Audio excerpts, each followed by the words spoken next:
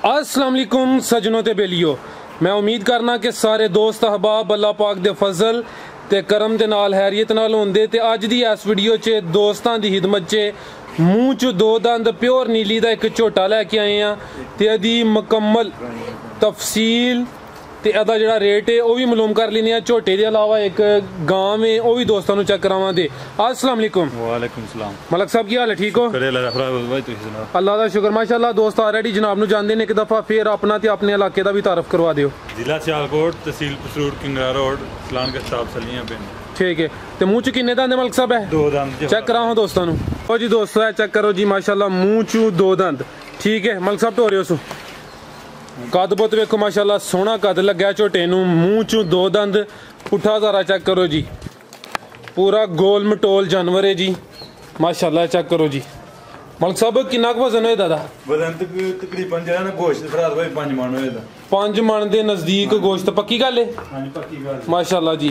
चाहे कोई दोस्त नूं कुर्बानी वास्ते ले ते चाहे ब्रीडिंग वास्ते अपने फार्म ते रख लिया। चेक करो जी माशाअल्लाह। मलक साहब एक मिनट चेहरा भी इस साइड ते करियो सो। लो जी दोस्तों चेक करो जी, प्योर नीली दा सिंगियां चेक करो जी माशाअल्लाह। ये नवा नवे दंद। ठीक है।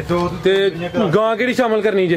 गांव चिट्टी ले आवो जी, दोस्तों भी चेक कराइए। लो जी दोस्तों जरा पुट्ठा भी चेक कर लो, पांडा भी चेक कर। फाइनल 1,25,000। 1,25,000 फाइनल बटा रेट फाइनल 1,25,000। लो जी दोस्तों हड्डी भी चेक करो माशाअल्लाह जी,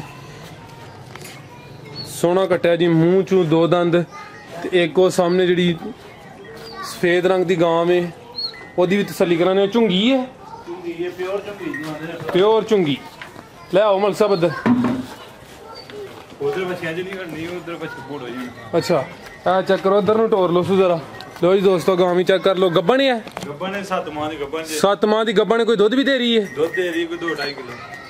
है कमजोर है की गल है? कमजोर है, दुध दिंदी रही है ना तां वास्ते। नहीं हुण दुध चुंदे हो किन्ना क? 2-2.5 किलो है। 2-2.5 किलो 7 माह दी गब्बन है। किनवा सुआ ने सोना है? भाई तीसरा सुआ सोना। तीसरा सुआ सोना है माशाअल्लाह जी। चेक करो जी 7 माह दी गब्बन। हां जी ठीक है। नस्ल दी? नस्ल दी फ्रीजियन ते डच दा क्रॉस। फ्रीजियन ते डच दा क्रॉस टोरिया मलक साहब इधर। प्योर झुंगी ते तीसरा सुआ ने सोना है।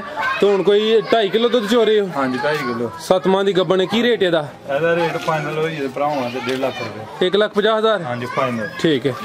कोई भरा ठीक है। यानी दुध हले भी ये कोल 2-2.5 किलो है वे।